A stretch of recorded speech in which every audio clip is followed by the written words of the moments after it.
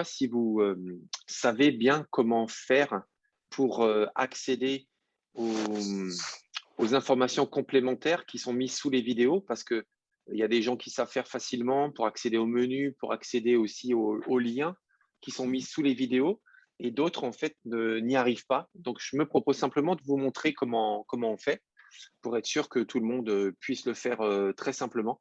Alors, je vais vous partager l'écran. Je vais aller sur YouTube, voilà, ici. Je vais vous montrer sur un ordinateur simplement comment on accède à la description d'une vidéo et au menu. En fait, sur la vidéo YouTube d'un ordinateur, donc je vais vous montrer après sur un téléphone, sur un ordinateur, vous avez ici la vidéo. Lorsque vous cliquez sur YouTube, vous tapez dans le moteur de recherche Église de Dieu Pontoise, par exemple, sur YouTube, et vous tombez sur la vidéo de la semaine dernière, d'il y a 2 semaines, pardon. Et là, vous avez ici, par exemple, vous voyez qu'elle est chapitrée. Ici, vous avez à côté du déroulement de la vidéo en temps, vous avez ici un titre. Ça, c'est le titre d'un chapitre.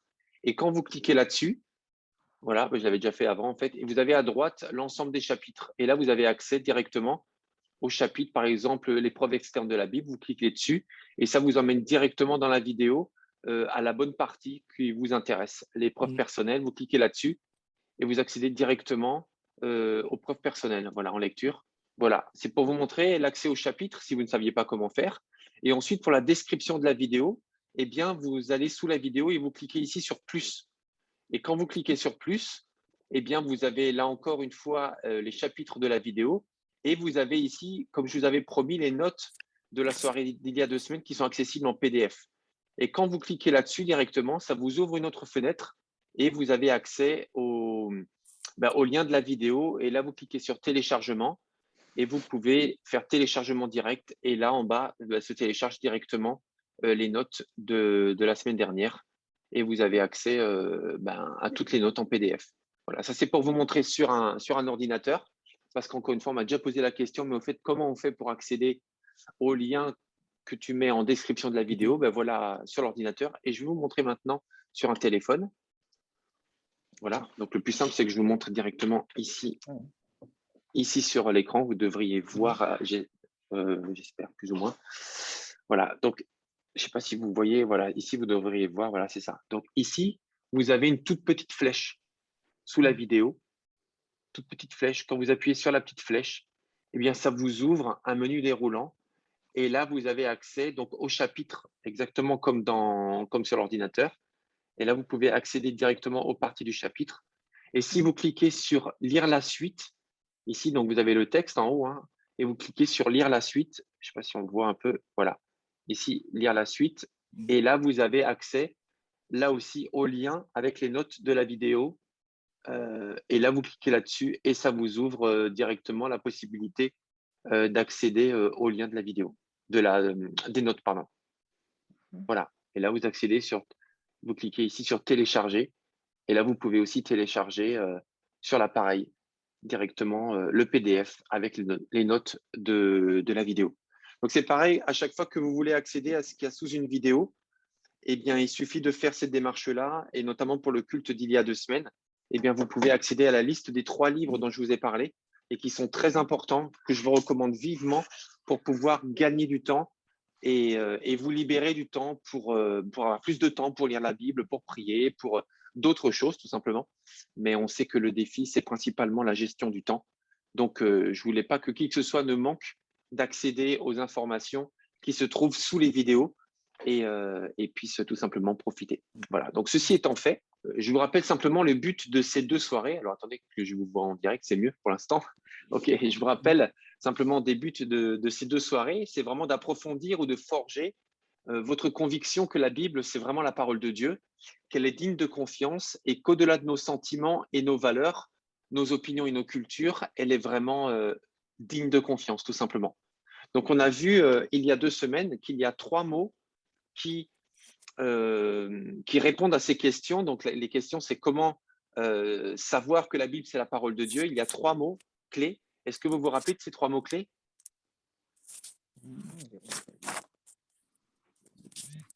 Inspiration, illumination, et le troisième, je ne sais plus. Très bien déjà, bravo. Ouais. 2 sur 3, bravo. Ouais. Donc, inspiration, illumination. Et le troisième mot, quelqu'un s'en rappelle? En fait, c'est celui qu'on a vu de façon développée il y a 2 semaines. C'était le premier. C'était la révélation. Ah oui. Donc, on a vu les preuves que la Bible est la révélation de Dieu.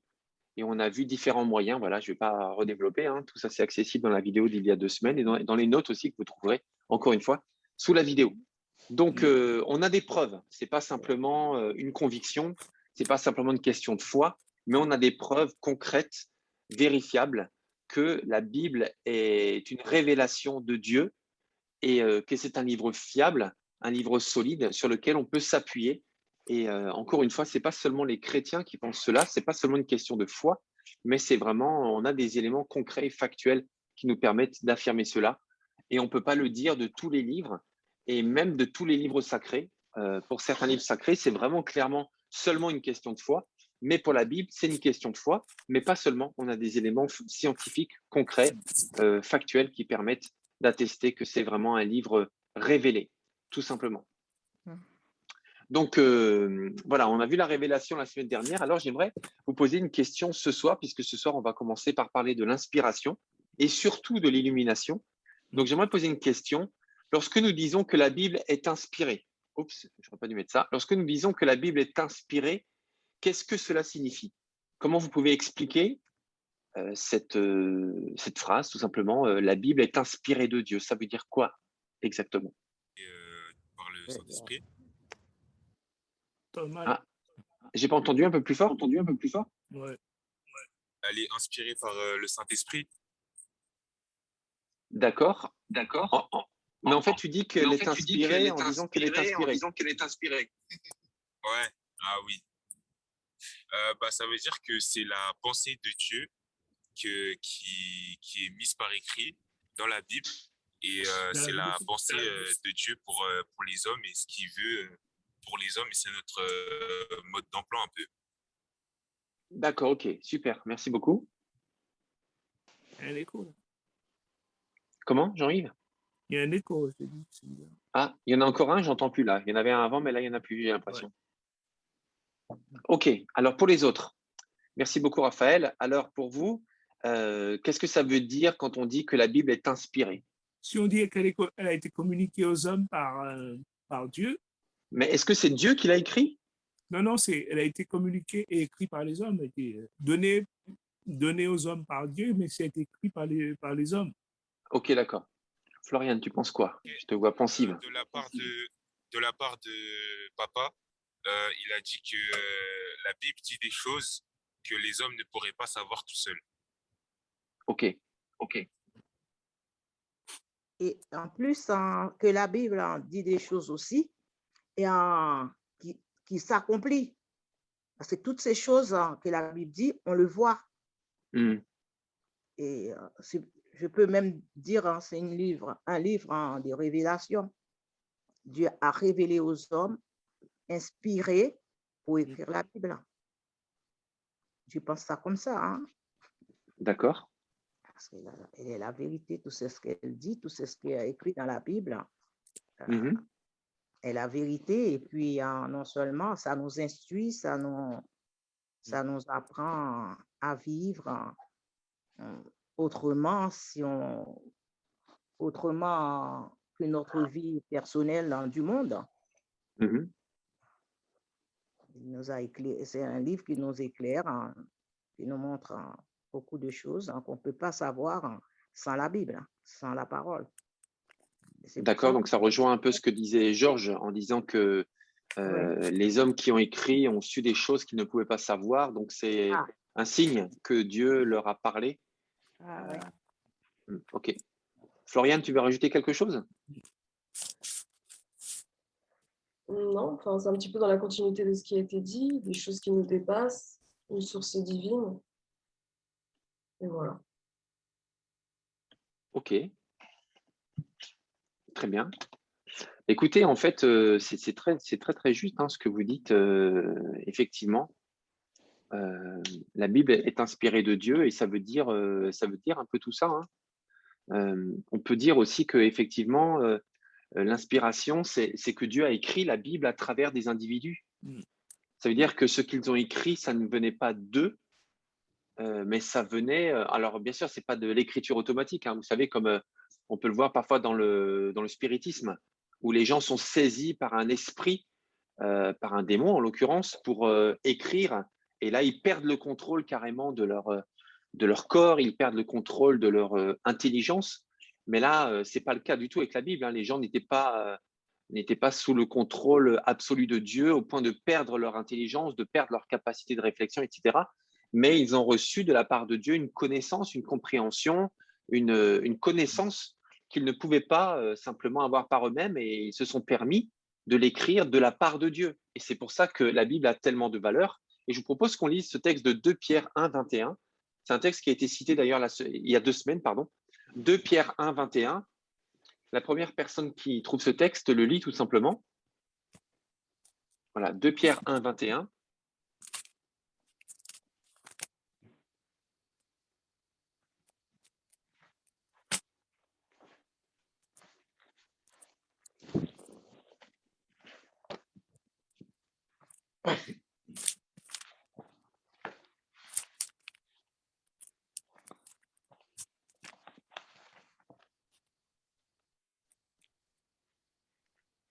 On y va? Qui c'est qui lit? Dès avant la création du monde, Dieu l'avait choisi pour cela et il apparut dans ces temps qui sont les derniers. C'est ça? Non. Non, non, c'est pas ça. Je suis à 1,21. OK. C'est bien 2 Pierre 1, 21 que tu prends là? Attends, 2 Pierre. Ah ouais, c'est 2 Pierre. Oh là. 1 Pierre. Oui, là, tu n'y étais pas, oui, effectivement. Non, non, je n'étais pas du tout. C'est pas grave.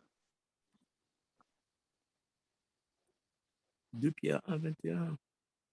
En effet, ce n'est pas par une volonté humaine qu'une prophétie a jamais été apportée, mais c'est poussé par le Saint-Esprit que des hommes ont parlé de la part de Dieu. Exactement. Et là, en fait, on parle d'une prophétie. Vous savez que la Bible, en fait, c'est comme une grande prophétie, hein, dans laquelle Dieu se révèle aux hommes. Il annonce des choses, comme on l'a vu au culte il y a une semaine. En fait, la prophétie, c'est parler, c'est annoncer les choses à venir, mais c'est aussi parler de la part de Dieu. Donc, prophétiser, ça veut dire parler de la part de Dieu, les choses cachées, les choses présentes, les choses passées, les choses à venir. Et en fait, c'est ça la Bible, hein. C'est vraiment annoncer. C'est comme Moïse quand il a écrit, puisqu'on attribue à Moïse les 5 premiers livres de la Bible, quand il a écrit la Genèse, eh bien, il n'était pas présent lors de la création du monde, mais il a reçu de la part de Dieu la révélation des choses passées. Donc, prophétiser, ça veut dire annoncer des choses de la part de Dieu. Je répète, des choses passées, des choses présentes, des choses à venir, des choses connues, des choses cachées, mais c'est vraiment se laisser conduire par Dieu pour parler de sa part des choses qui viennent de lui tout simplement et que l'on ne peut pas connaître, ou alors dont on ne peut pas connaître le sens et que Dieu révèle. Donc l'inspiration, ça signifie que Dieu a écrit la Bible à travers des individus. Donc lorsque nous disons que la Bible est inspirée, nous affirmons que, comme on l'a vu il y a 2 semaines, c'est la parole de Dieu. Ça veut dire que non seulement il l'a révélée, mais il l'a inspirée. Ça veut dire que c'est lui qui parle en réalité dans le fond. Donc l'inspiration, c'est aussi l'affirmation que le Saint-Esprit en est l'auteur. Alors on va lire Acte 1, 16, Acte 28, 25 et Ézéchiel 11, 5. Voilà, donc je compte sur vous, cherchez bien vite les passages.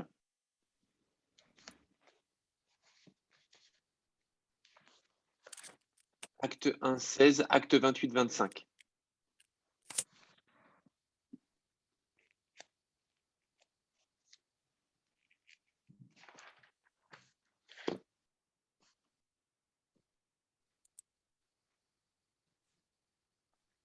Alors, qui c'est qui lit? J'ai acte 1, 16.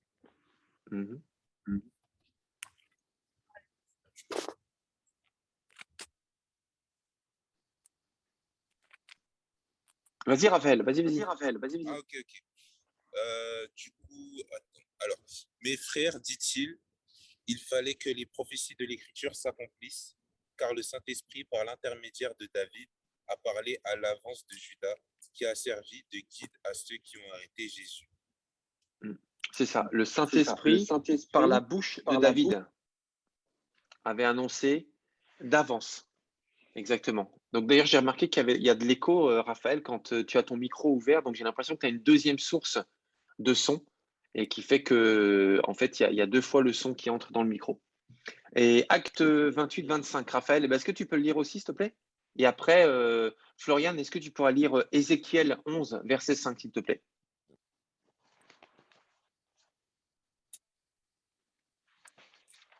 Parce que j'ai l'enceinte, en fait, c'est pour ça. Ok. Donc, du coup, au moment de quitter Paul, ils n'étaient toujours pas d'accord entre eux, et Paul fit cette réflexion. Elles sont bien vraies, ces paroles que le Saint-Esprit a dites à vos ancêtres par la bouche du prophète Ésaïe. C'est ça. Donc vous voyez l'idée vraiment, c'est que ouais, le Saint-Esprit a parlé par la bouche du prophète Ésaïe. Donc, il parle par des hommes. Donc, c'est vraiment ça. Ça rejoint ce que tu disais, Jean-Yves. C'est que c'est bien des hommes qui ont écrit la Bible. Hein. C'est pas comme, en fait, comme le croient, par exemple, les Mormons. On a parlé des Mormons il y a 2 semaines. Les Mormons croient que le livre de Mormon a été reçu directement de la part de Dieu sur des tablettes dorées. Ça n'a été vu que par un seul homme. Il n'y a jamais personne d'autre que Joseph Smith qui a vu ces textes. Et ensuite, il aurait reposé ces plaques qui ont été récupérées par un ange et remontées au ciel directement. Ce qui n'est pas du tout le cas de la Bible. La Bible, ça a été écrit par un homme, ça n'a pas été écrit par le doigt de Dieu, ça a été écrit par des hommes, pardon. Et ensuite, il y a eu plusieurs exemplaires qui ont pu être vérifiés, confirmés, attestés, etc., etc. Donc, la Bible est vraiment un livre crédible et il a été écrit par des hommes, on a vu il y a 2 semaines, des hommes très, très différents les uns des autres. Et c'est là où on voit aussi le miracle de Dieu qui donne une harmonie surnaturelle à ces textes très différents, écrits à des époques différentes, à des endroits différents, par des personnes très, très différentes. Et pourtant, il y a un fil conducteur qui est très pur, qui est très noble et qui permet de suivre fidèlement le texte du début sur plus de 2000 ans, quoi, tout simplement. 2500 ans, je veux dire. Et donc, voilà, donc c'est le Saint-Esprit qui parle par des hommes. Ça, c'est clairement possible et c'est clairement dit dans la Bible. Alors maintenant, Florian, est-ce que tu peux lire Ézéchiel 11, verset 5, s'il te plaît? Alors l'Esprit de l'Éternel tomba sur moi, et il me dit, dis, ainsi parle l'Éternel, vous parlez de la sorte, maison d'Israël. Et ce qui vous monte à la pensée, je le sais. Merci. Donc là, on voit clairement que le Saint-Esprit dit à Ésaïe ce qu'il doit dire. Et dans d'autres cas, on voit que clairement, le Saint-Esprit dit à certains auteurs ce qu'ils doivent écrire. Donc, on sent que l'inspiration, c'est ça, c'est quand Dieu révèle à la personne ce qu'elle doit dire ou ce qu'elle doit écrire. Donc, qui a écrit la Bible? C'est Dieu, tout simplement. Donc, c'est Dieu qui en est l'auteur, c'est lui qui l'a écrit, alors pas avec ses mains, bien sûr, parce qu'il utilise des hommes, comme aujourd'hui encore, il utilise des hommes, des femmes, des adultes, des enfants, vous et moi, pour être ses témoins. Eh bien, l'écriture de la Bible, c'est le témoignage de Dieu que Dieu a voulu que l'on ait encore aujourd'hui à travers la main d'hommes, tout simplement. Donc, c'est en ça qu'on peut dire que c'est vraiment la parole de Dieu, une fois de plus, parce que c'est Dieu qui en est l'auteur. Donc, il y a 2 notions importantes lorsqu'on parle de l'inspiration de la Bible, c'est qu'il y a l'inspiration verbale et l'inspiration plénière. Donc, nous croyons, c'est même dans notre déclaration de foi en tant qu'Église de Dieu en France, et aussi dans la déclaration de foi de nombreuses autres églises, bien sûr protestantes, c'est que Dieu a inspiré les mots et non seulement les idées. Donc, ce n'est pas seulement une inspiration globale, mais c'est une inspiration précise. Donc, c'est pour ça aussi que la traduction est une grande responsabilité pour ceux qui le font. Et c'est pour ça que c'est important aussi pour nous vraiment d'avoir plusieurs traductions de la Bible, parce qu'on ne peut pas rendre mot pour mot exactement, parce qu'il y a des choix à faire lorsqu'on traduit un texte, hein, tout simplement. Et même si les traducteurs font du mieux qu'ils peuvent, eh bien, on ne peut pas traduire mot à mot exactement le texte biblique, parce qu'il y a des choix à faire. Donc, c'est pour ça qu'on a besoin de plusieurs traductions pour nous donner une idée la plus précise possible du texte original. Donc ça, c'est l'inspiration verbale. Et il y a aussi l'inspiration plénière, c'est-à-dire que Dieu a inspiré la Bible tout entière et pas seulement une partie de la Bible. Donc nous croyons que les 66 livres tout entiers sont la parole de Dieu. Et quand on dit plénière, ça veut dire que nous croyons qu'il n'y a pas seulement la parole de Dieu dans la Bible, mais que la Bible entière est la parole de Dieu. Voilà, parce qu'il y en a certains qui disent que il y a la parole de Dieu dans la Bible, mais que tout n'est pas la parole de Dieu dans la Bible, alors que nous affirmons que la Bible entière est pleinement la parole de Dieu, du premier mot jusqu'au dernier mot. Voilà, et c'est vrai aussi que certains livres ou certaines parties de la Bible pourront vous paraître plus inspirés que d'autres. Par exemple, les psaumes, ça peut nous sembler immédiatement pleinement inspiré par Dieu, alors que quand on lit les généalogies, on peut se dire est-ce que c'est vraiment inspiré par Dieu, quoi? Alors qu'en fait, oui, les généalogies aussi sont inspirées par Dieu, et quel que soit le texte, ça ne change rien au fait que toute la Bible soit inspirée et que Dieu a voulu que toutes ces choses soient écrites pour notre édification et pour l'utilité du progrès et de la révélation de Dieu, enfin du progrès de chaque être humain et de la révélation de Dieu à chaque être humain. Et d'ailleurs, saint Augustin, un des pères de l'Église, a donné un avertissement clair sur le danger qui consiste à déterminer par nous-mêmes quelles sont les parties de la Bible qui sont inspirées. Et voilà ce qu'il a dit. Si vous croyez à ce qui vous plaît dans l'Évangile et que vous rejetez ce que vous n'aimez pas, eh bien, ce n'est pas en l'Évangile que vous croyez, mais c'est en vous-même. Ça veut dire que si vous faites du tri dans la Bible, eh bien, vous vous donnez le droit de déclarer ce qui est inspiré de ce qui n'est pas inspiré, et vous vous placez comme autorité supérieure à la Bible, puisque vous dites ça c'est bon, ça c'est pas bon, ça c'est bon, ça c'est pas bon. Et dans ce cas-là, ce n'est pas en l'Évangile que vous croyez ou en la Bible, mais c'est en vous-même, puisque vous vous croyez supérieur à la Bible.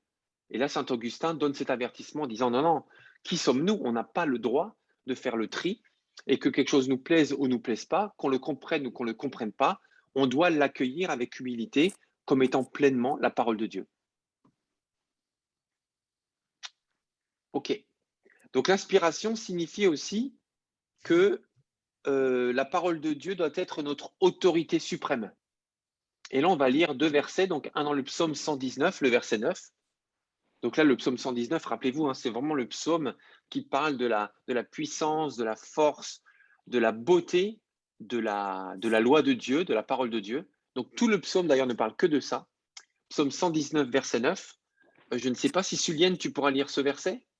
Oui, Somme D'accord. 119, verset 9. Et après, Louise, si tu pourras nous lire le psaume 33, verset 4. 119, verset 9. Oui, 119, 9, hein? oui, c'est bien ça. Comment le jeune homme rendra-t-il pur en son sentier, en se dirigeant d'après ta parole? Je te cherche de tout Voilà, mon c'est ça. Stop, c'est bon. Donc, comment le jeune homme rendra-t-il pur son sentier? En se conformant à ta parole. Donc, c'est ça l'autorité, en fait, d'une vie, c'est la parole de Dieu. Louise, psaume 33, verset 4. Oui, je cherche. Ok, c'est bon. Car la parole de l'Éternel est droite et toute son œuvre s'accomplit avec fidélité. Alors, j'ai une question à poser. Pourquoi est-ce que c'est si important de comprendre et d'accepter que la Bible est inspirée par Dieu? Donc, je répète, pourquoi est-ce que c'est si important de comprendre et d'accepter que la Bible est inspirée par Dieu?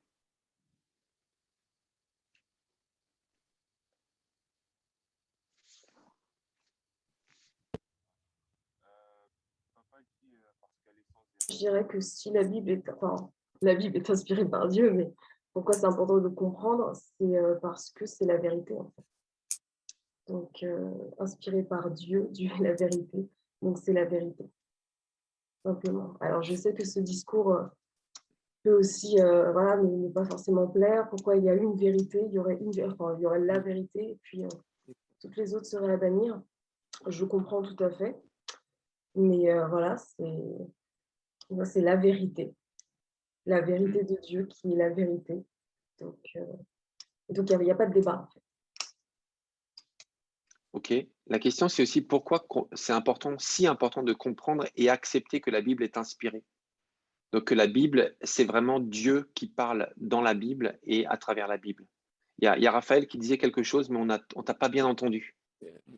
Parce que c'est un livre de révélation qui nous révèle les vérités sur Dieu, qui nous révèle la parole de Dieu, qui nous enseigne et qui nous fait, comment dire ça, qui nous révèle la vérité. C'est à travers la Bible qu'on peut connaître Dieu. Parce que sinon, on peut entendre parler, s'il n'y avait pas la Bible, s'il n'y avait pas la parole, on ne pourrait pas le connaître. Parce qu'il est la lumière. Parce qu'elle nous parle peut-être de nous-mêmes. OK.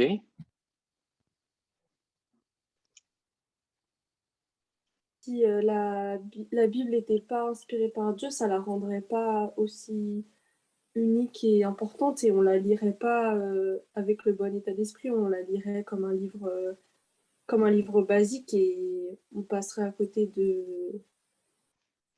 de quelque chose, quoi.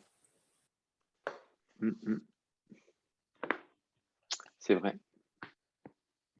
En fait, effectivement, si la Bible, c'est un bon livre, un livre utile, un livre de sagesse, un livre de bons conseils, eh bien, dans ce cas-là, on peut se permettre de la relativiser. Mais si la Bible est inspirée de Dieu et que c'est la parole de Dieu, eh bien, dans ce cas-là, on lui fait confiance. C'est pour ça que c'est tellement important aussi de croire que la Bible, c'est la parole de Dieu et qu'elle est inspirée de Dieu, parce que sinon, on peut dire, oui, mais quand Paul a dit ça, ben, c'est Paul. Oui, mais quand Pierre a dit ça, ben, c'est Pierre. Oui, mais quand Jérémie a écrit cela, c'est parce qu'il n'était pas bien. C'est bien, on le comprend. On comprend qu'il ait dit ça, mais voilà, c'est Jérémie, quoi. Oui, mais quand Moïse a écrit ça, c'est parce qu'il est en colère et il est un peu énervé, mais c'est pas pour autant que moi, aujourd'hui, je dois le prendre au sérieux. Vous comprenez? Si c'est juste la parole de personnes comme vous et moi, bien c'est intéressant, c'est profitable, mais on peut garder une certaine distance et la relativiser. Mais si c'est inspiré par Dieu et que c'est vraiment Dieu qui en est l'auteur, eh ben à ce moment-là, c'est puissant pour changer une vie. Et je ne peux pas me permettre non plus de me dire oui, mais c'est ce que pense un tel, c'est ce que pense un tel. Parce que si je crois qu'elle est vraiment inspirée de Dieu, je suis obligé de dire oui, mais c'est ce que Dieu dit, c'est ce que Dieu veut, c'est ce que Dieu demande, c'est ce que Dieu aime, c'est ce que Dieu déteste. Donc je ne peux pas simplement la relativiser, mais je suis obligé de me dire, si je crois qu'elle est inspirée, eh ben en fait, c'est ce que Dieu dit, c'est ce que Dieu pense, c'est ce que Dieu aime, etc. Et donc je suis directement face à Dieu, tout simplement. Donc c'est pour ça que c'est tellement important de croire et de réaliser qu'elle est inspirée par Dieu, parce que en la lisant, je suis face à Dieu, tout simplement. Et du coup, à chaque fois qu'il y a un conflit entre ce que dit la Bible et ce que je ressens, eh bien, si la Bible est inspirée de Dieu et que je ne suis pas d'accord avec elle, ben c'est qui a raison? C'est la Bible. Ben, c'est ça. Donc, si je ne suis pas d'accord avec elle, ben, je ne peux pas me dire, ben, là, la Bible a tort. Parce que si c'est la voix de Dieu, mais dans ce cas-là, c'est elle qui a raison. Donc, je reconnais son autorité si je reconnais qu'elle est inspirée.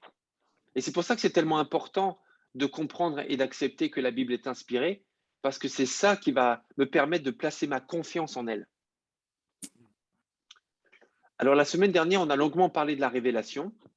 Nous avons pu vérifier clairement que la Bible est crédible à tous les niveaux, que ce n'est pas un livre comme les autres et que c'est clairement la parole de Dieu. Et à l'instant, on vient de voir ce qu'est l'inspiration de la Bible, que la Bible est inspirée de Dieu, même si elle est écrite par des êtres humains. Et c'est clairement l'Esprit de Dieu qui en est l'auteur. Et maintenant, on va passer à une autre étape, puisque nous allons parler de l'illumination de la Bible. Alors, c'est très, très important l'illumination de la Bible parce que c'est ça qui va lui donner sa force aujourd'hui. Parce que, alors attendez que je repartage l'écran. Voilà, comme ça, je vais repartager l'écran ici. Alors, la révélation a déjà eu lieu. on l'a lu tout à l'heure, on l'a vu il y a 2 semaines, la révélation de Dieu. Dieu s'est révélé et c'est comme ça que ces hommes ont écrit les textes bibliques. Donc la révélation a déjà eu lieu. L'inspiration a eu lieu puisque c'est inspiré par Dieu. Tu l'as lu tout à l'heure, Jean-Yves, dans 1 Pierre 1. C'est inspiré par Dieu que ces hommes ont pu écrire ce qu'ils ont écrit et dire ce qu'ils ont dit. Donc la révélation a eu lieu, l'inspiration a eu lieu, mais l'illumination est en cours actuellement. Et en ce moment même, à chaque fois que quelqu'un lit la révélation de Dieu, l'inspiration de Dieu, eh bien, il y a une illumination qui se passe dans son cœur. Et ça, c'est vraiment la dimension surnaturelle comment dire, qui se passe au moment où je lis la Bible et où quelqu'un lit la Bible. Et c'est pour ça que c'est tellement important de lire la Bible aujourd'hui et de mettre en contact nos amis et nos familles avec la Bible, parce qu'il y a l'illumination de Dieu qui se passe au moment où quelqu'un lit la Bible. Attendez que je retombe sur mes notes. Ok. Par exemple, lorsque vous entrez dans une pièce sombre, quel est votre premier réflexe? On allume la lumière. Voilà, on allume la lumière, mais le problème, c'est que la pièce est sombre. Donc, tu ne sais pas où est l'interrupteur. On cherche Oui. Et on cherche comment, par exemple? avec une lampe. Voilà, si tu en as une lampe de poche ou ton téléphone et tu allumes le flash. Oui. Mais sinon, qu'est-ce qu'on fait? On tâtonne. Voilà, on tâtonne sur les murs pour essayer de trouver l'interrupteur. Et parce que le but, c'est d'éclairer la pièce afin de ne pas se cogner sur les meubles ou heurter vos précieux orteils et éviter de vous faire sérieusement mal.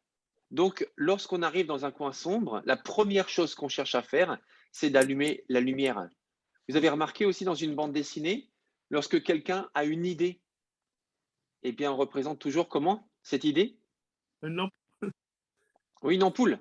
une ampoule. Voilà, une ampoule qui s'allume, ça veut dire ah, j'ai une idée, j'ai une bonne idée. Ça veut dire que j'ai l'esprit illuminé et j'ai trouvé quelque chose qui va me permettre d'avoir la solution à ce problème. Et c'est exactement ça qu'il se passe lorsque je lis la Bible. J'ai l'illumination dans mes pensées, j'ai l'illumination dans mon cœur, parce que c'est la parole de Dieu, la parole révélée de Dieu, parce qu'elle a été inspirée par Dieu. Donc, quand je suis face à ma vie et face à mes défis et que je lis la Bible, eh bien, je suis illuminé par Dieu. D'ailleurs, on peut lire ensemble dans le psaume 33, verset 4, et le psaume encore 119, le fameux psaume 119, verset 105. Psaume 103, verset 4, psaume 18, pardon, verset... Je recommence. Psaume 33, verset 4. Je crois que j'ai fait une erreur d'ailleurs. Je crois que c'est pas 33. Je vais vérifier tout de suite. Psaume 33.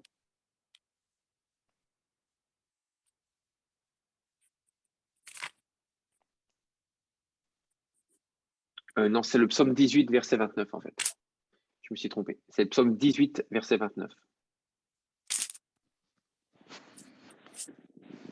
Voilà. Qui c'est qui le lit?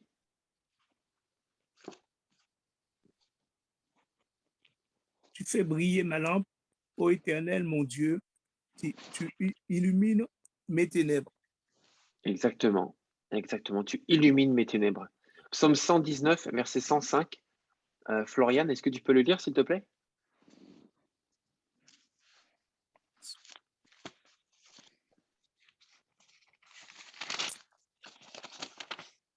Ta parole est une lampe à mes pieds et une lumière sur mon sentier.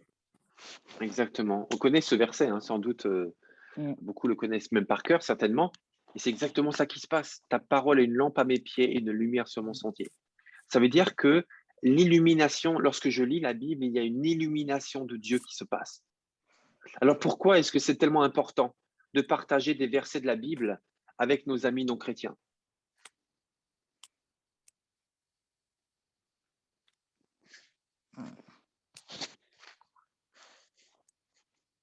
Qu'ils puissent s'approcher de Dieu.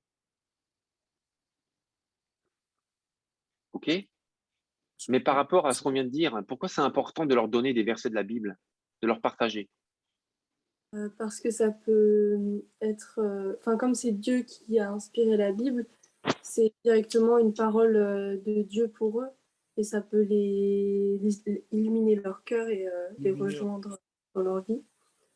Mhm. Ouais, exactement. Quelqu'un veut rajouter quelque chose?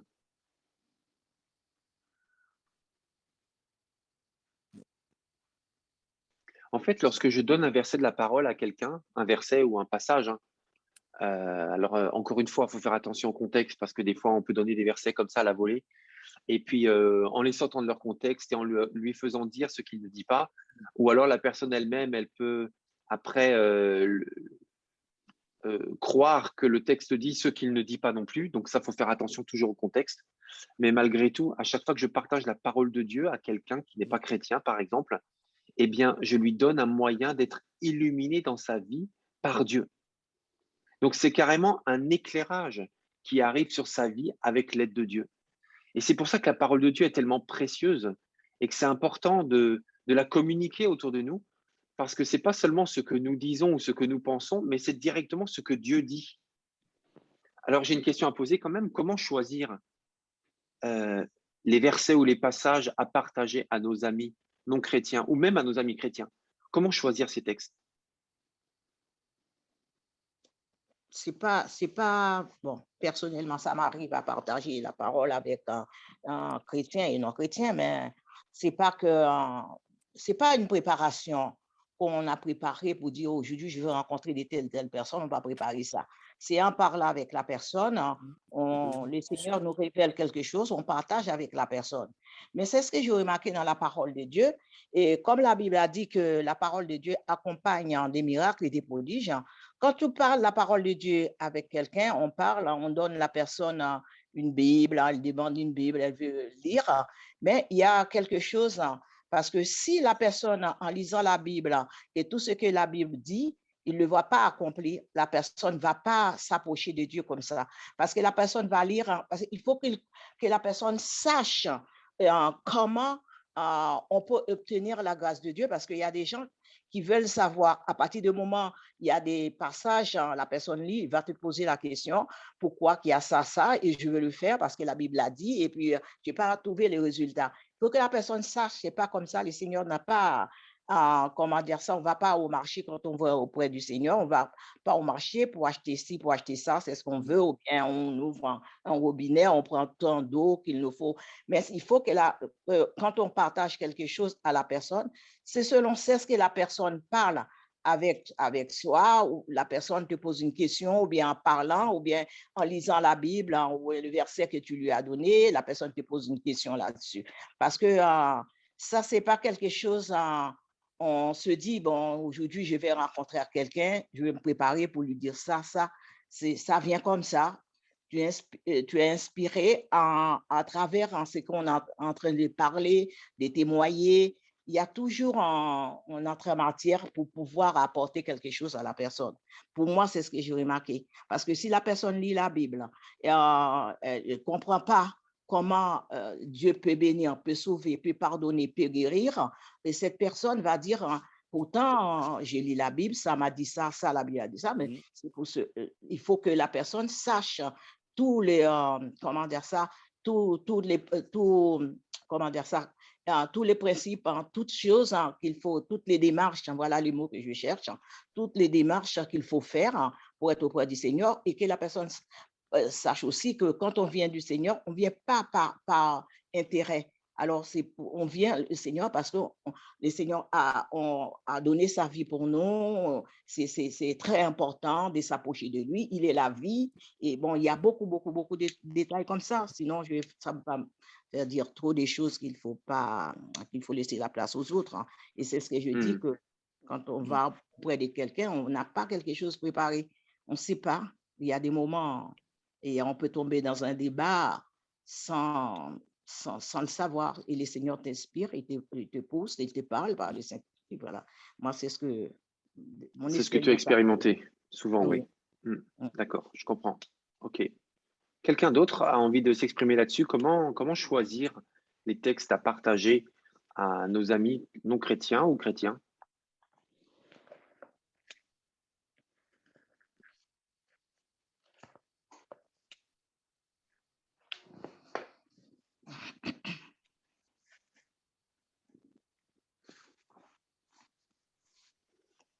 Ok, donc il n'y a pas d'autre avis que celui de Sulienne? Alors, moi, je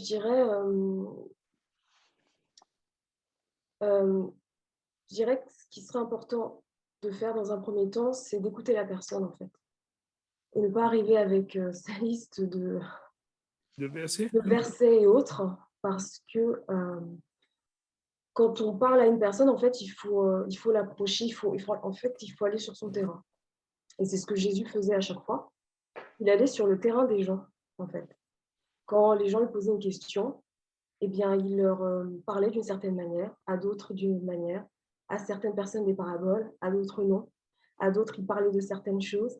Là, je pense au riche qui lui a posé la question, qui lui a demandé, voilà, Seigneur, qu'est-ce que je dois faire pour hériter la vie éternelle? Et il lui a parlé d'une certaine manière, avec des mots et un langage que ce riche pouvait comprendre. Il lui a parlé de richesse parce que c'était ce riche-là. Il l'a rejoint sur son terrain. Il n'est pas arrivé avec sa liste de versets, etc., en référence à l'Ancien Testament. Non, on écoute les gens. Enfin, moi, je pense, hein, c'est ce qu'on devrait faire. Écouter les gens, mais vraiment les écouter et ensuite les rejoindre sur leur terrain parce qu'en fait, les êtres humains sont des êtres humains, ils ont leur propre histoire. Et avant de donner des informations à une personne, il faut savoir où elle en est, ce qu'elle pense. Voilà. Et après, effectivement, le Seigneur vient et nous révèle des choses, nous met à l'esprit un verset ou pas. Des fois, il est aussi bon de se taire, en fait. Il est juste bon d'écouter, de se taire et de prier pour la personne. Il y a des personnes qui n'ont pas envie d'entendre parler de la parole, par colère ou autre chose. Et des fois, il faut se taire, je pense. Prier pour la personne sans qu'elle le sache forcément. Voilà. Ok, merci beaucoup. De toute façon, il n'y a pas une seule bonne réponse, hein. Ça dépend effectivement des circonstances, ça dépend des moments. On ne peut pas dire, voilà, c'est comme ça qu'il faut faire, parce que effectivement, ça dépend des gens, ça dépend des moments, ça dépend de comment l'esprit conduit. Parce qu'effectivement, il s'agit d'être à l'écoute des besoins des gens, à l'écoute du Saint-Esprit. Et effectivement, le Seigneur peut nous inspirer sur la bonne attitude à avoir. Enfin, quand je dis il peut, ça veut dire il veut nous inspirer sur la bonne attitude à avoir. Et il y a des moments pour parler, il y a des moments pour se taire. Il y a des moments où il faut mériter le droit de parler, ou mériter le droit aussi, gagner la confiance et mériter le droit d'aborder des thématiques bibliques ou spirituelles. Parfois, avant de semer, il faut d'abord labourer, il faut préparer le terrain. Et on ne peut pas semer tout de suite. Et des fois, on sème trop vite, en fait. Et ce qui fait qu'il y a des gens qui se braquent parce qu'ils ne sont pas encore prêts à entendre. Et en même temps, effectivement, la prière avant, pendant, après, parce qu'il y a des fois des rencontres impromptues. On ne s'est pas préparé dans la prière avant nécessairement pour cette rencontre parce qu'elle n'était pas prévue. Mais par contre, le Seigneur nous dit aussi d'être toujours prêt, tout simplement, en tout temps, favorable ou non. Et en même temps, c'est vrai que le Seigneur nous remet en mémoire des passages que l'on connaît, mais ça sous-entend aussi qu'il faut connaître des passages. Donc, pour pouvoir savoir quoi dire, eh bien, il faut aussi que l'on connaisse la parole, tout simplement pour pouvoir, au moment donné, apporter la parole à propos que le Seigneur, par son esprit, va remettre en surface. Donc, Jésus a bien répondu à chaque fois de la bonne manière en citant la loi, ou pas d'ailleurs, parce que parfois, ce n'était pas la loi, c'était simplement ce qu'il disait lui, mais qui était bien sûr la parole de Dieu, puisqu'il était Dieu. Et en même temps, il savait quoi répondre parce qu'il connaissait parfaitement bien la loi. Donc, il ne pouvait jamais être piégé non plus, parce qu'il connaissait mieux que personne la loi de Dieu, d'abord parce qu'il est la parole, et ensuite parce qu'il était à l'école rabbinique, et donc il avait appris depuis tout petit aussi par cœur la loi, tout simplement. Donc c'est vrai qu'il n'y a pas une seule bonne réponse, mais c'est quand même intéressant de se poser la question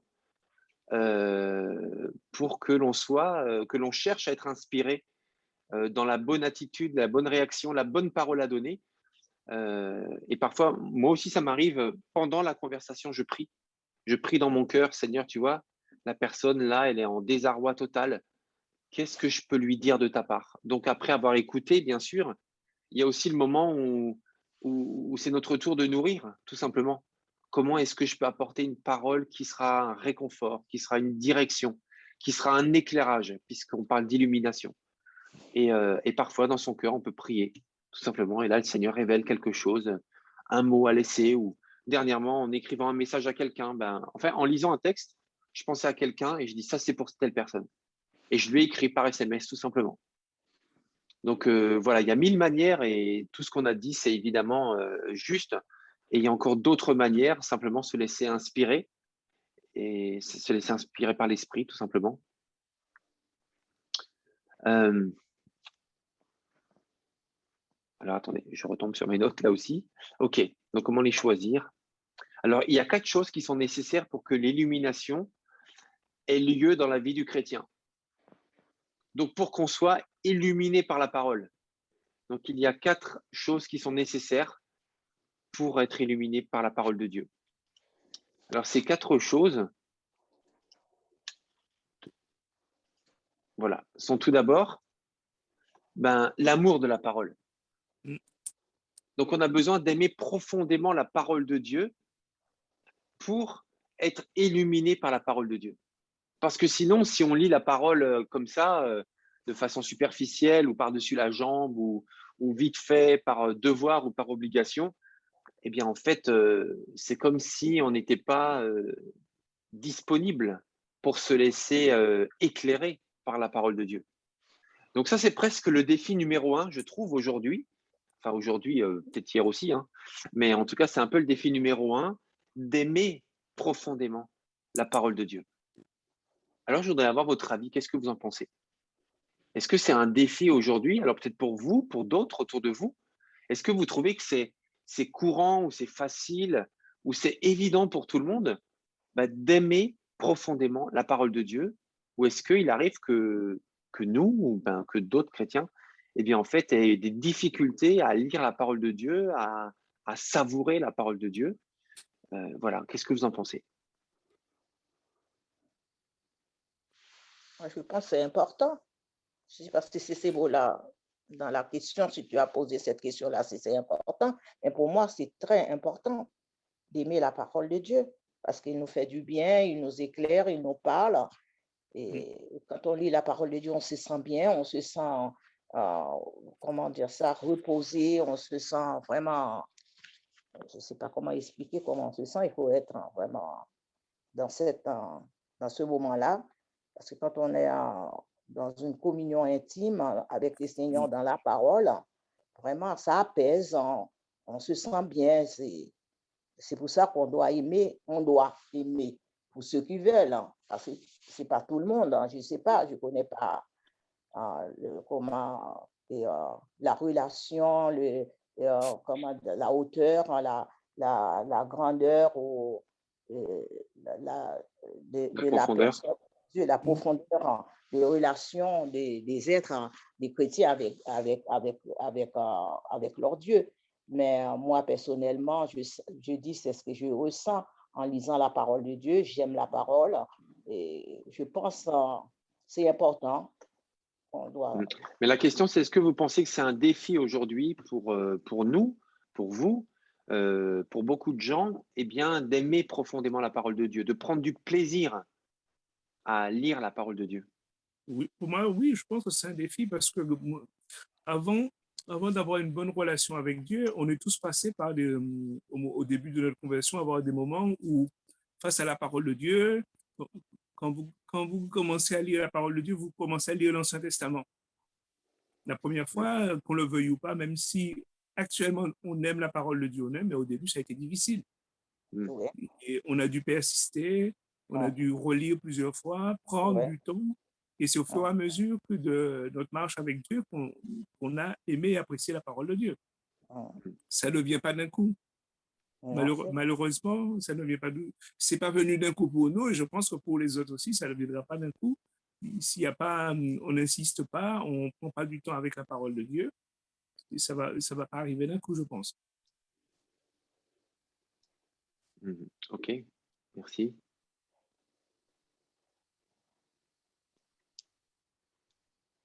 Quelqu'un veut rajouter quelque chose?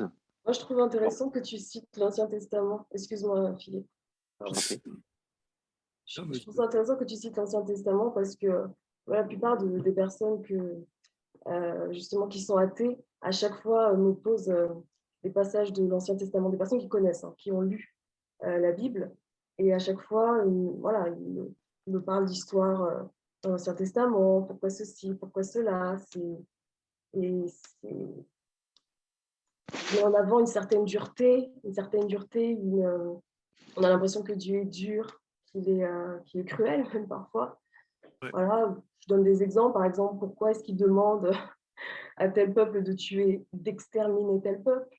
Pourquoi est-ce qu'il permet la polygamie? Pourquoi est-ce que... moi, je me rappelle d'une amie qui a été vraiment choquée par le fait que les filles de Lot aillent avec leur père pour perpétrer la tradition, ou bref, pour La descendance, ouais. qu'il y ait une descendance. Voilà, et c'est souvent l'Ancien Testament. Hein. Donc, et je te rejoins, Jean-Yves, quand tu dis c'est compliqué d'aimer profondément la parole, surtout quand on commence par l'Ancien Testament. La Genèse, ça va encore, mais quand on arrive à l'histoire d'Abraham, et puis les familles, et puis Jacob, et puis toutes ces... Enfin, voilà, c'est compliqué, c'est compliqué. Mais je pense que c'est un problème de perception aussi. Avant d'aimer la parole, je pense qu'il faut apprendre à connaître Dieu, parce que, mais vraiment, ne pas avoir une perception erronée de Dieu. Et ça, c'est compliqué. Même pour des chrétiens, je pense. C'est pour ça qu'il y a des personnes qui conseillent de commencer par les évangiles, en fait. Ouais.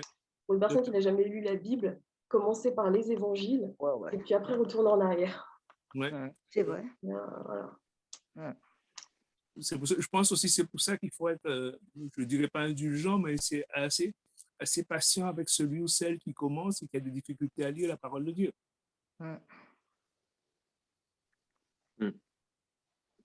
C'est vrai. Disons, je pense que personnellement, de par mon expérience personnelle, et en discutant avec de très, très nombreuses personnes chrétiennes en particulier, eh bien, c'est vraiment un défi d'aimer profondément la parole de Dieu. Et quand je dis aimer, c'est pas la respecter, parce que tous les chrétiens respectent la parole. Ou alors, ils ont une estime pour elle, ils ont du respect. Mais par contre, pour avoir le goût et le plaisir de la lire très régulièrement et suffisamment, quand je dis suffisamment, encore une fois, c'est pas un verset sur un calendrier, vite fait le matin avant de partir au travail, mais vraiment prendre du temps de qualité, prendre du plaisir, savourer la parole, se réjouir, avoir hâte d'être dans ce moment de lecture. C'est quand même un défi pour beaucoup de chrétiens, beaucoup, beaucoup. Il y a beaucoup, beaucoup de chrétiens qui lisent pas la parole tous les jours. Et quand je dis ça, c'est pas dénigrant. Hein. Quand je dis ça, c'est juste que beaucoup me confient aussi leurs difficultés à la lire régulièrement, alors que c'est pas un problème de temps. Il y a des gens qui sont retraités, il y a des gens qui sont en longue maladie, il y a des gens qui sont voilà, enfin, on a tous le temps qu'on prend, tout simplement. C'est une question de choix. Hein. Mais il y a même des gens qui ont beaucoup, beaucoup de temps pour faire beaucoup, beaucoup de loisirs et qui pourtant ne lisent pas la parole tous les jours.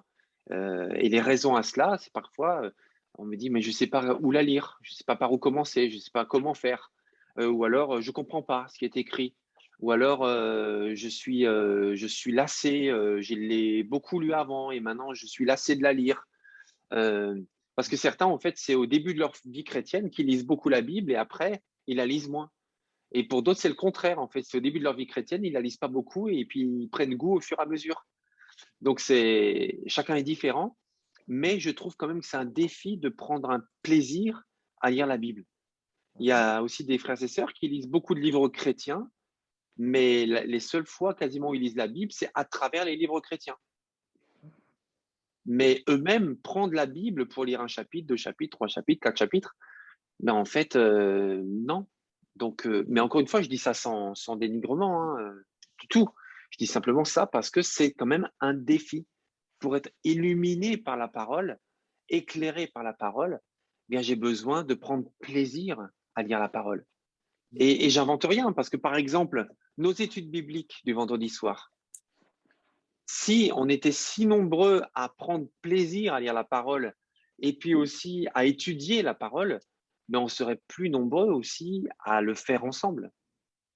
Donc, c'est quand même un signe aussi. encore une fois, de la difficulté, du plaisir, parce que le vendredi soir, par exemple, parce que ça peut être un autre moment, hein, mais on a constaté aussi que si on le fait à un autre moment, c'est pareil en fait. Donc, euh, quand on rajoute la fatigue de la fin de semaine, et puis aussi on se dit, ben voilà, là, ce soir, j'ai envie d'autre chose que d'étudier la parole avec mes frères et sœurs. Donc, encore une fois, je dis ça sans aucune critique, hein, sans aucun dénigrement, mais simplement pour rappeler que c'est un défi. C'est vraiment un défi. Alors, j'ai envie de poser la question, tout simplement parce que je pense qu'on a besoin de s'encourager les uns les autres de façon assez concrète. Eh bien, comment faites-vous concrètement? Comment faisons-nous? Parce que moi aussi, je vais parler de moi, hein, tout simplement. Comment faites-vous concrètement pour trouver du plaisir dans la lecture de la parole? Ça veut dire, qu'est-ce que vous faites? Qu'est-ce que vous mettez en place? Ou comment vous vous organisez? Ou quel est votre état d'esprit? Ou bien simplement le rituel peut-être que vous mettez en place pour avoir ce moment de plaisir avec la parole? Moi, je peux dire sincèrement, moi, je parle de moi, hein, je ne peux pas parler des autres parce que je ne connais pas leur relation, je ne connais Ah pas non, non, mais leur... je demande un témoignage personnel. Sulienne, vas-y, parle-nous de toi. Oui, voilà. Moi, personnellement, automatiquement déjà, une grâce que Dieu m'a accordée, qui est très importante dans ma vie, c'est du fait que le matin, automatiquement, il y a toujours, ça m'arrive de me lever à l'heure pour lire la parole de Dieu. Et c'est pas pour parler de moi, hein, pour dire que je Mhm. suis. Non, c'est pas ça. Vu c'est un témoignage, je remercie le Seigneur pour cette grâce. Ça peut m'arriver dans une matinée et dans les moments de consécration. Et j'arrive même à lire 9 chapitres, hein, 9 chapitres, 8 chapitres, 6 chapitres, ça dépend parce que autant que je suis là-dedans, autant que ça m'intéresse, hein, autant que je trouve. Parce que c'est vrai, c'est important de lire, hein, et de mettre en pratique. Hein, c'est pas seulement lire, hein, pour lire, et c'est juste lire pour en mettre en pratique, hein, mais que le Seigneur m'a fait cette grâce. Automatiquement, si j'ai pas encore, hein, si je me suis pas encore réveillée, automatiquement, il y a les téléphones qui sonnent pour me réveiller. Je comprends parce que pendant des années, ça m'arrive, hein, et l'heure arrive, hein, que je dois me lever pour prier, pour lire la parole, eh bien, il y a toujours quelqu'un pour me réveiller. Et ce quelqu'un, soit les téléphones ou l'interphone, ou, ou quelqu'un qui vient frapper à la porte. Aujourd'hui, c'était pareil. Ce matin, j'étais fatiguée, je me suis couchée tard, je me suis endormie et j'ai entendu doum, doum, doum dans la porte. Hein, je couris pour, je savais, c'est des signaux qui m'arrivaient parce que ça a toujours été comme ça. Et quand je regarde, je dis, il ne faut pas rester prendre d'habitude, va regarder si ce n'est pas quelqu'un qui, je regardais, il n'y avait personne. Et je comprends, c'est le Seigneur, hein, qui m'a réveillé pour lire la Bible. Et je prends le plaisir de lire la Bible. Et quand j'ai commencé à lire la Bible, j'arrivais pas à m'arrêter. Et j'arrivais pas à m'arrêter. Il y a des moments, si j'ai un rendez-vous plus tard, j'ai dit, ah bon, Sulienne, ça suffit, prends le courage à demain arrêter. Mais c'est pour dire, hein, bon, enfin, c'est une grâce que le Seigneur m'a accordée, voilà, que c'est pas tant j'ai mis à part parce que le matin, automatiquement, c'est pour ça que je ne prends pas de rendez-vous le matin, je ne prends pas d'appel le matin parce que quand quelqu'un m'a dit, d'ailleurs, hein, toutes mes proches, hein, savent que le matin, Que le matin, il ne faut pas te déranger, ouais. voilà. Voilà, parce que je n'arrive pas jusqu'à 11h, 11h30, quelque soit, même si je me suis réveillée à 5h, à 11h, je suis encore, ça m'arrive jusqu'à midi, ça m'arrive, ça peut continuer la journée, ça devient un jeûne, en fin de compte. Bon, je remercie le Seigneur, c'est une grâce, hein, c'est que le Seigneur m'aide, hein, à vivre, hein, cette vie, c'est pas seulement lire pour lire, hein, prier pour prier, ni pour se consacrer pour être consacré, mais pour vivre quelque chose de très important, hein, intime avec mon Dieu. Et de penser aussi à mes sœurs et frères, hein, et qui ne peuvent pas trouver cette occasion, qui travaillent, qui n'ont pas cette opportunité. Et voilà, c'est mon témoignage. Okay. Merci Sulienne, merci beaucoup. Est-ce que quelqu'un d'autre veut nous partager comment vous faites concrètement pour trouver du plaisir dans la parole, dans la lecture de la parole de Dieu?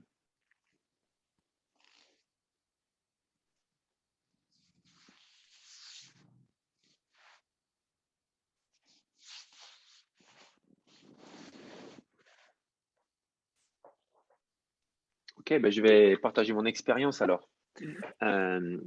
En fait, moi, j'ai différentes manières de faire ou des moments dans lesquels je me sens vraiment en, en bonne disposition pour profiter de ce moment-là. Donc, déjà, il faut que je m'aménage un temps où je ne suis pas sous pression. Parce que si c'est entre deux, rendez-vous entre deux choses, ou trop tôt ou trop tard, et que ça va vite, en fait, je prends quand même du plaisir, mais ce n'est pas le moment où je suis calme avec mon Dieu. Donc, des fois, ça m'arrive de lire dans les transports ou de lire dans une salle d'attente ou autre.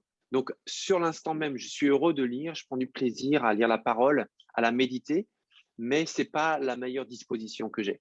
Par contre, là où j'ai les meilleures dispositions, en général, c'est quand je suis seul dans mon bureau, je m'installe avec un bon thé, je fais mon petit déjeuner. Mon petit déjeuner préféré quand je lis la Bible, en fait, c'est une sorte de mix entre voilà, de la banane écrasée, du fromage blanc, du flocon d'avoine, tout ça.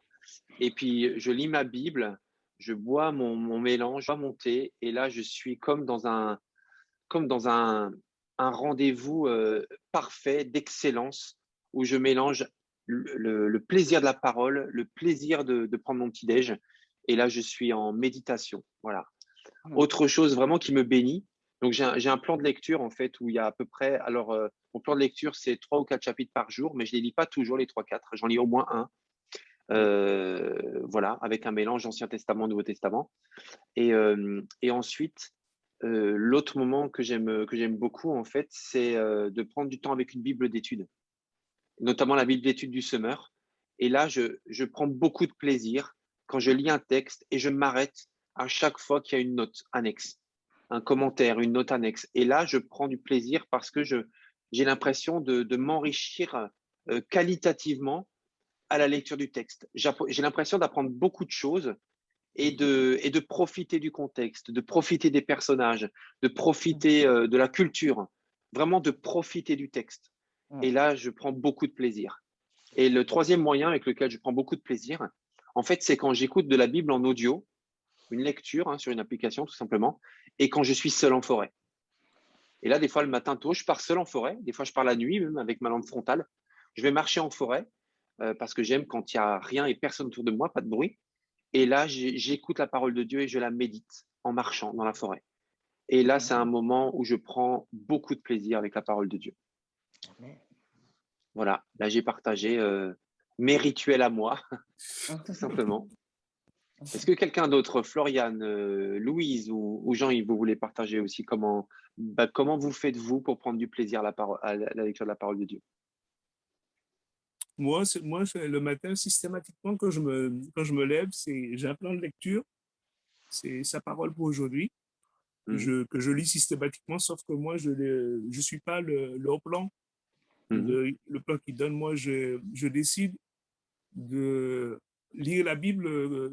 Soit je prends un livre que je lis Du régulièrement, début à la fin, du d'accord? début à la fin, ou soit si je commence par l'Ancien Testament, de lire tout l'Ancien Testament comme ça tous les jours. Et à d'autres moments, je peux prendre un autre texte un autre texte ou un autre chapitre dans le Nouveau Testament ou dans l'Ancien, comme je ressens, pour lire, pour méditer, pour penser. Ou comme toi, des fois, mais moi, c'est plus le soir, avant de m'endormir, c'est mettre la Bible, écouter la Bible.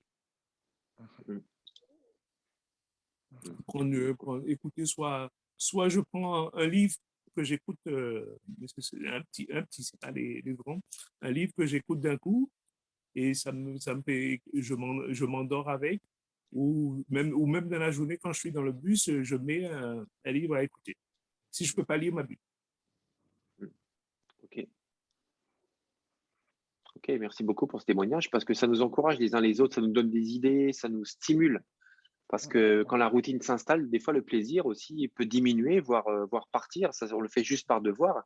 Alors, c'est un bon devoir, hein, encore une fois. Il vaut mieux le faire par devoir que pas du tout. Mais par contre, on ne peut pas tenir sur la durée si c'est juste par devoir. Il faut du plaisir.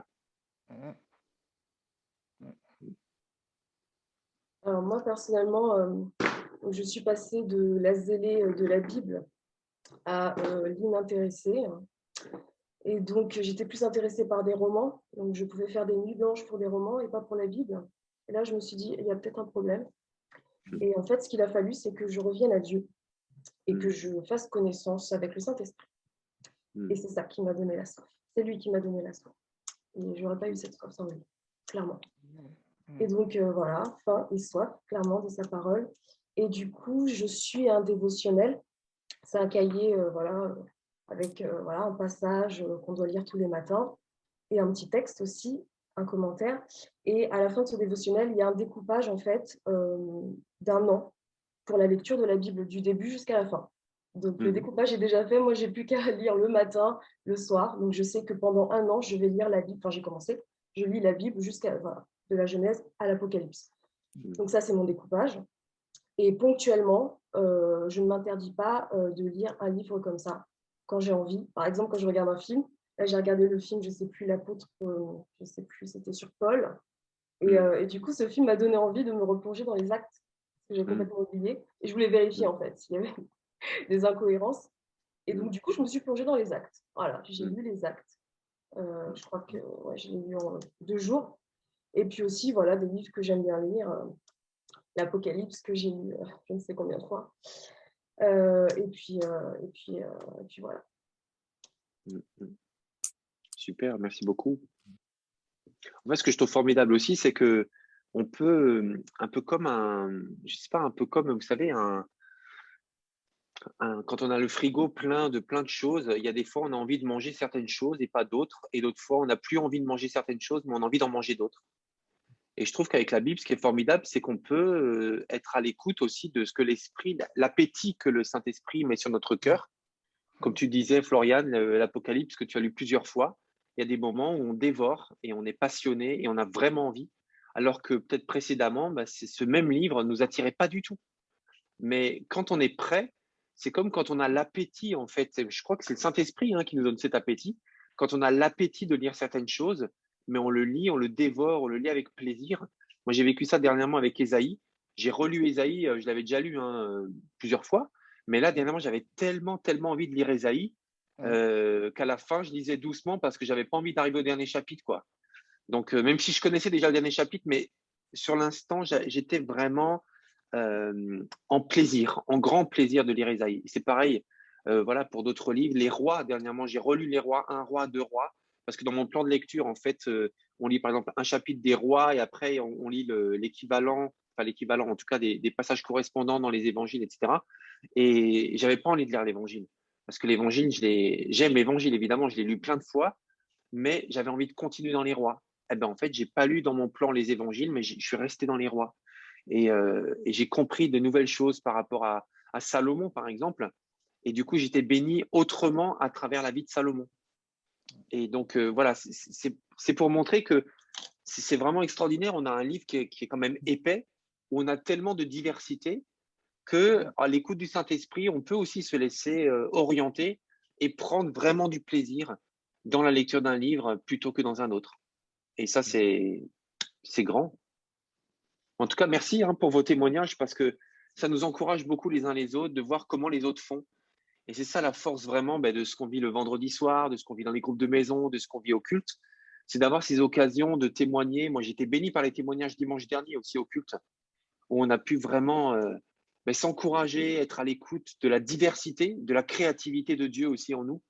Donc, super, merci beaucoup. Alors, effectivement, aimer profondément la parole de Dieu. Alors, attendez, on va continuer quand même parce que peut-être qu'on va juste lire encore le psaume 119, verset 127. Justement, c'est le seul psaume, c'est le plus long des psaumes. Psaume 119, verset 127. Voilà pourquoi j'aime tes commandements plus que l'or fin. Il y a aussi le Proverbe 2, verset 3 à 6, je vous le lis. Oui, attendez, je vais vous l'afficher quand même, au moins la référence.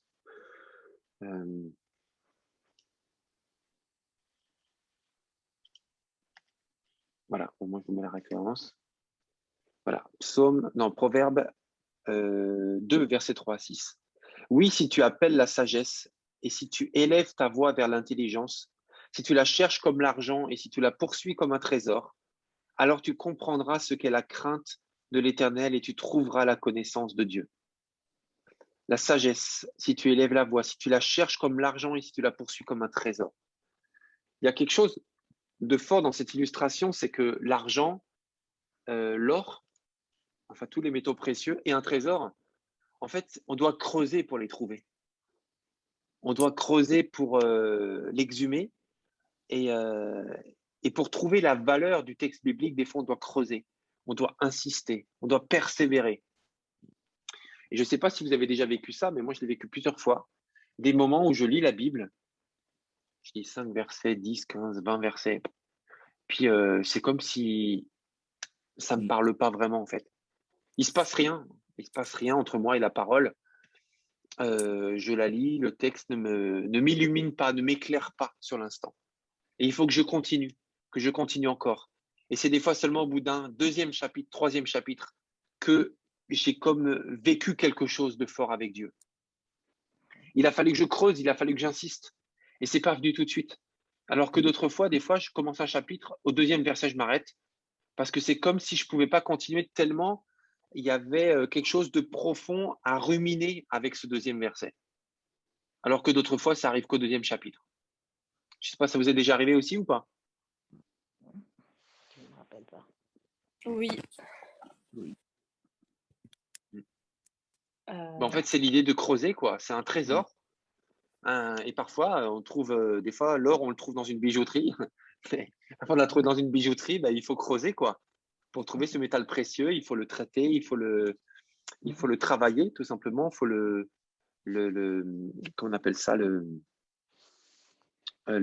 purifier, quoi. Je veux dire, le raffiner pour qu'on puisse en faire un bijou. Donc, je voudrais vous parler de 5 symboles quand même qui sont utilisés dans la Bible pour nous révéler. Ah, attendez, je me suis trompé de manipulation. Ici, partager l'écran.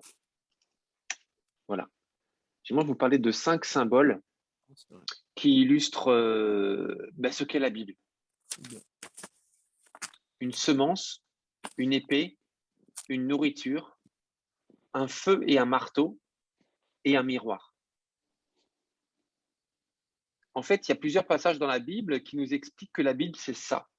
C'est à la fois une semence, c'est à la fois une épée, c'est à la fois une nourriture, c'est à la fois un feu et un marteau, et la parole de Dieu, c'est aussi un miroir.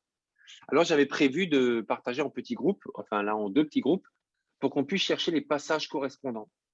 Mais comme il est déjà 32, en fait, alors attendez que je surveille quand même. Ouais, comme il est déjà 32, on va pas le faire. Mais peut-être que je vous propose qu'on en discute ensemble, tout simplement, et qu'on réfléchisse aux passages que vous pouvez trouver, parce que moi je les ai déjà trouvés, je les ai préparés, mais que vous pouvez trouver sur la semence. Est-ce que vous connaissez des passages qui nous disent que la Bible, que la parole de Dieu est une semence? Oui, je ne me rappelle pas. Dans la tête comme ça.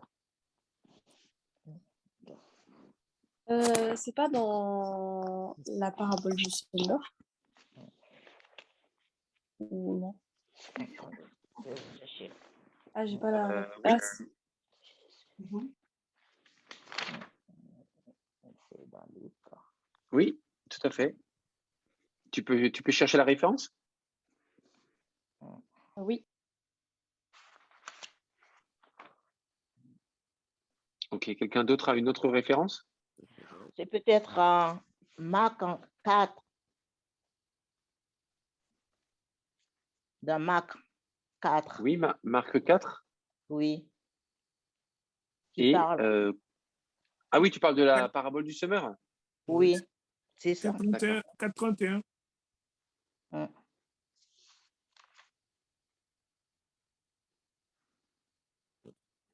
4,31? Oui. Il est semblable à un grain de sénévé, et lorsqu'on la sème en terre, est la plus petite de toutes les semences qui sont sous la terre. Non, ça, c'est pas la parole de Dieu, ça, c'est le royaume de Dieu. Oui. C'est verset 26, le début du paragraphe. Il dit encore, voici à quoi ressemble le royaume de Dieu. Oui. Il est semblable à un homme qui jette de la semence en terre, Oui. qui éveille la nuit, qu'il dorme ou qu'il veille, etc. Non, moi, je vous parle vraiment de la parole de Dieu. Est-ce que quelqu'un peut lire 1 Pierre 1, 23? 1 Pierre 1, 23.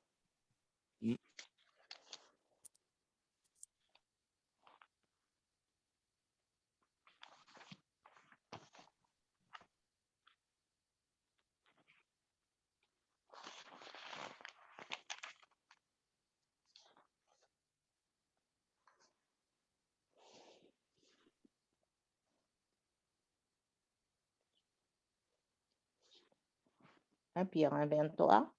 Oui. Puisque vous avez été régénérés, non pas une semence corruptible, mais pas une semence incorruptible, par la parole vivante et permanente de Dieu. Exactement. Donc là, la parole vivante et permanente de Dieu est une semence incorruptible. Mm. Donc là, la parole de Dieu est une semence qui produit son fruit en temps voulu. Une semence incorruptible. Alors, une épée. Est-ce que vous pensez à un passage qui parle de la Bible, la parole de Dieu comme une épée?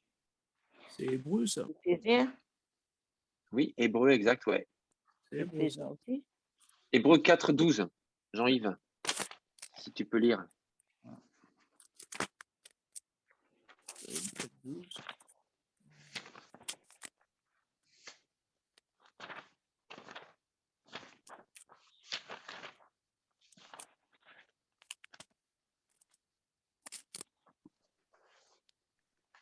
Car la parole de Dieu est vivante et efficace. Elle est plus tranchante que toute épée à double tranchant et pénétrant jusqu'à la division de l'âme ainsi que de l'esprit et des jointures ainsi que de la moelle.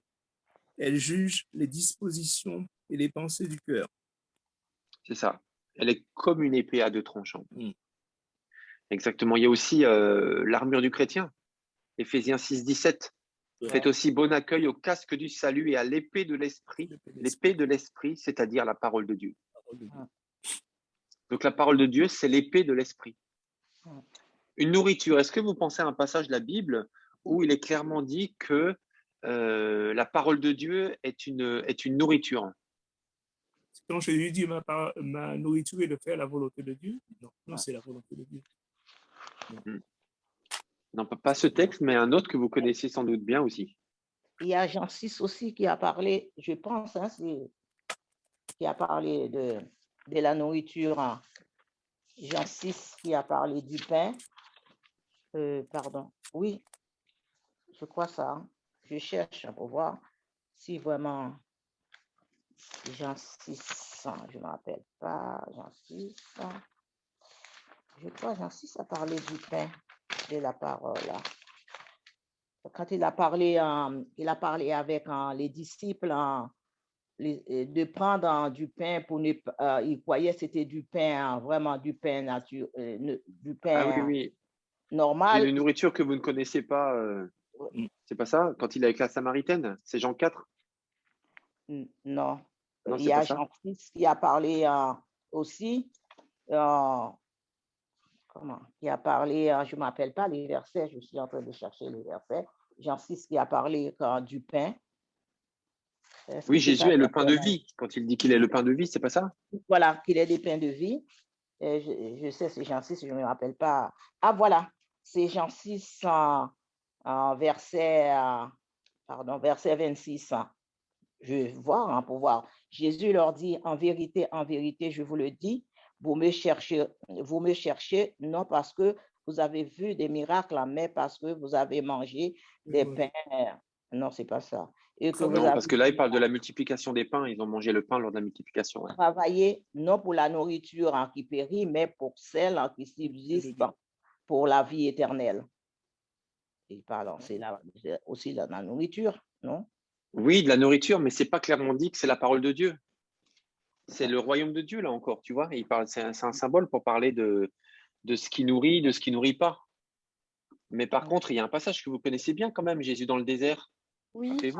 l'homme ne vivra pas de pain seulement, mais de toute parole qui vient de la bouche de Dieu. C'est ça. Donc la parole de Dieu est une nourriture qui nourrit plus que le pain. Donc l'homme se nourrira de la parole de Dieu. Et pas seulement de pain. Donc là, c'est clairement ça. C'est dans Matthieu 4,4, pardon. Matthieu 4,4. Oui. Ok. Et après, un feu, un marteau, ça, c'est plus compliqué, je pense. Hein. Je me suis dit peut-être que Jean-Yves, il va se rappeler de ça, parce que Jean-Yves, c'est un spécialiste de l'Ancien Testament. Mais surtout des Gabaonites. Non, mais c'est pas les Gabaonites. Non, c'est Jérémie. Jérémie 23, 29.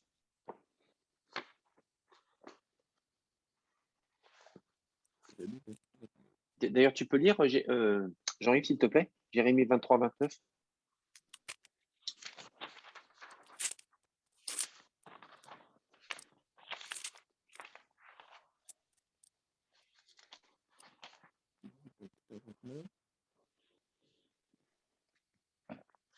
Ma parole n'est-elle pas pareille au feu, demande l'Éternel?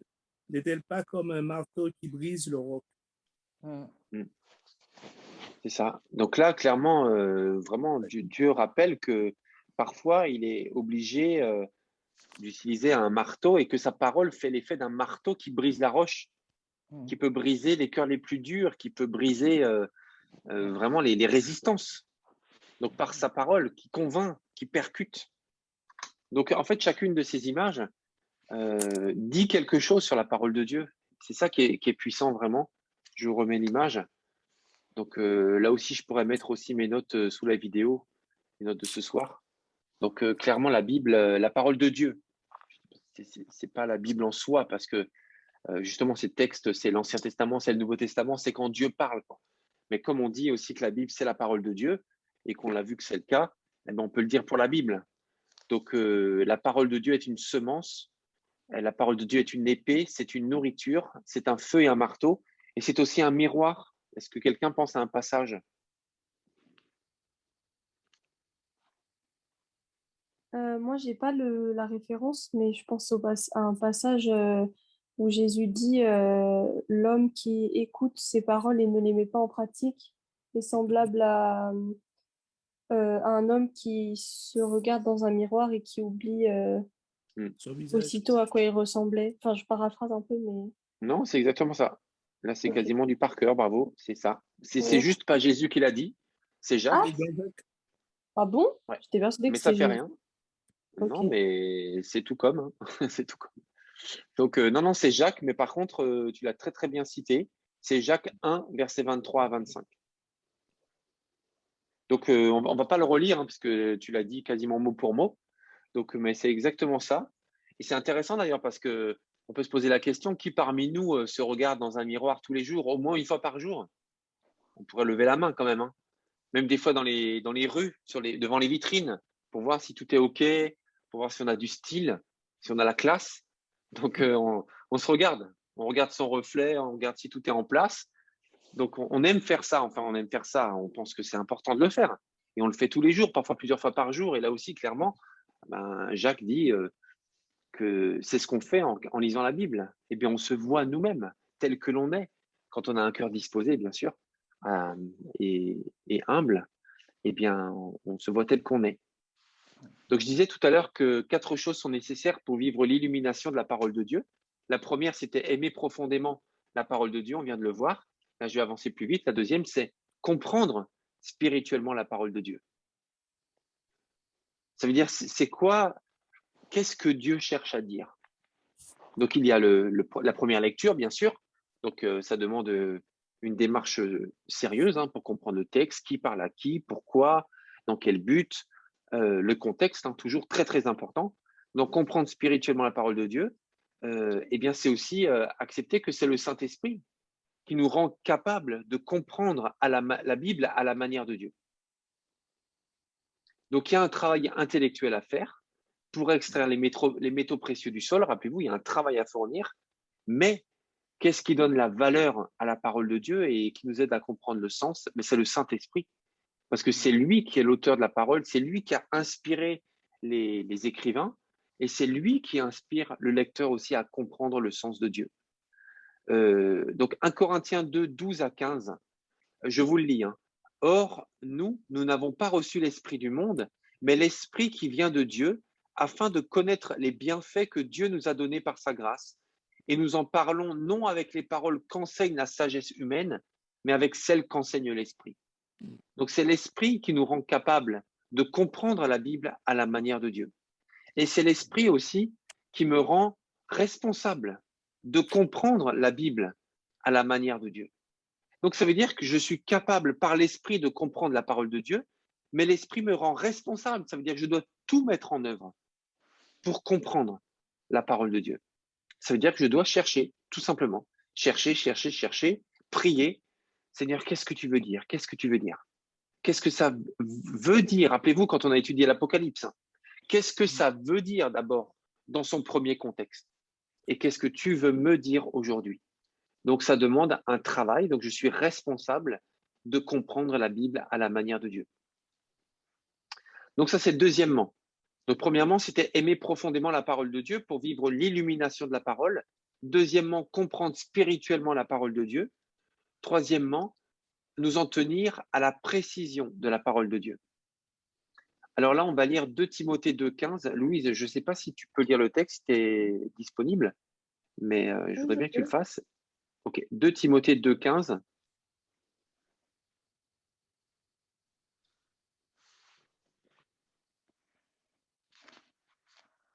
Efforce-toi de te présenter devant Dieu comme un homme qui a fait ses preuves, un ouvrier qui n'a pas à rougir, mais qui expose avec droiture la parole de la vérité. Exactement.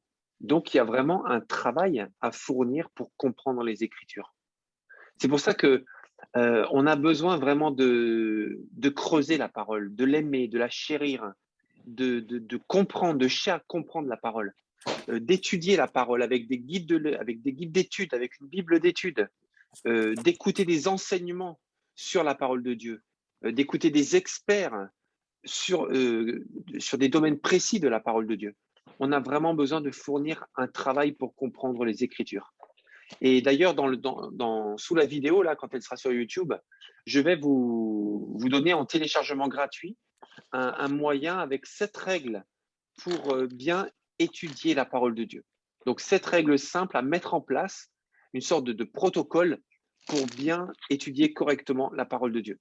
Donc, vous pourrez le télécharger sous la vidéo avec la procédure que je vous ai montrée tout à l'heure. Ensuite, quatrièmement, pour être illuminé par la parole de Dieu, vivre l'illumination, eh bien, il faut que j'étudie la parole de Dieu avec persévérance. On a souvent besoin d'insister dans notre lecture de la parole de Dieu parce que des fois, le résultat n'est pas immédiat.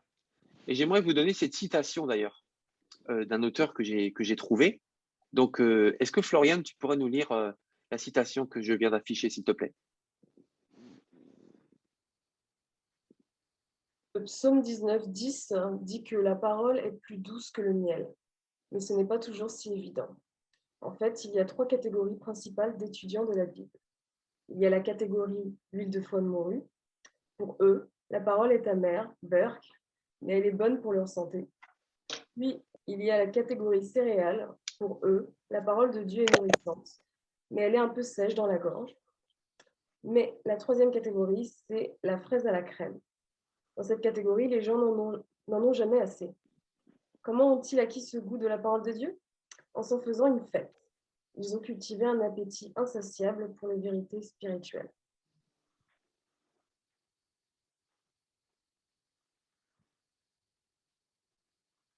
Terminé ta lecture, Floriane? Voilà. J'ai fini. C'est bon, ok, super. Là, j'ai du son de nouveau. Donc là, effectivement, il y a ces 3 niveaux de façon de lire la Bible, quoi. Et c'est vrai qu'on est obligé de persévérer souvent pour pouvoir trouver le trésor qui est dans la parole.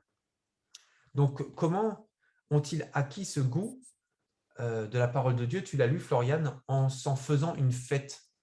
Ils ont cultivé un appétit insatiable pour les vérités spirituelles. Et moi, je me rappelle, il y a une chrétienne de l'église de Pontoise, je ne vais pas citer son nom parce qu'elle ne m'a pas donné l'autorisation, mais qui me disait que pendant des années, elle avait beaucoup de mal à lire la parole de Dieu parce qu'elle elle vivait comme une corvée. Donc, elle savait que c'était bon, mais c'était un peu la démarche de consommer de l'huile de foie de morue. Donc, la parole de Dieu est bonne pour la santé, mais à quel prix, quoi? Donc, en fait, pour elle, elle a eu comme la pensée de Dieu de se dire que quand elle lit la parole de Dieu, elle doit le considérer comme un rendez-vous avec Dieu. Et le fait de réaliser que ce n'était pas une corvée ou un mal nécessaire, mais que c'était vraiment un rendez-vous avec Dieu, que quand elle lit la Bible, eh bien, elle est seule avec Dieu, elle est en rendez-vous privé et privilégié. Eh bien, ça a complètement changé sa façon de lire la Bible. Et elle a commencé à prendre du plaisir. Donc voilà, je trouvais que cette citation était très, très intéressante. Ok, les amis, ben, écoutez, voilà un peu ce qu'on pouvait voir ce soir par rapport à l'illumination de la parole de Dieu. Est-ce que vous voulez rajouter quelque chose, commenter d'une manière ou d'une autre, ou bien, je ne sais pas, ou poser des questions ou compléter Voilà.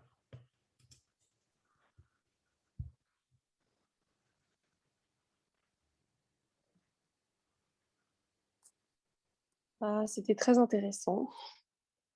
Ça me donne envie de lire la Bible plus. Ok. Gloire à Dieu.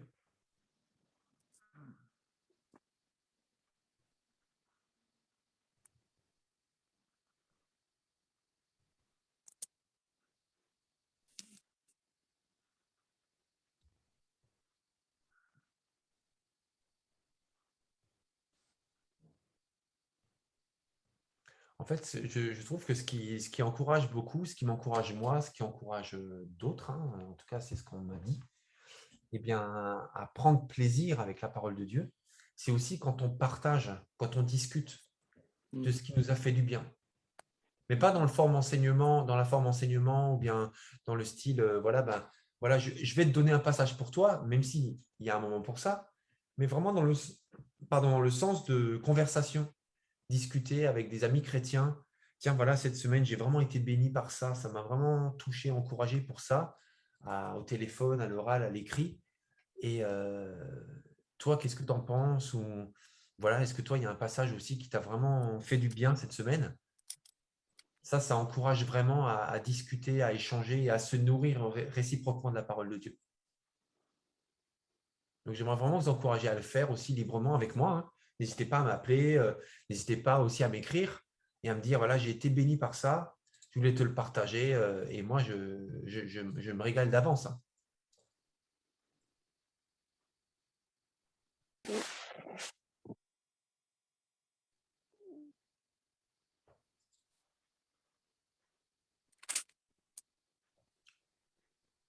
OK. OK. Bah, écoutez, quelqu'un veut rajouter quelque chose? Bah, sinon, on va s'arrêter pour ce soir.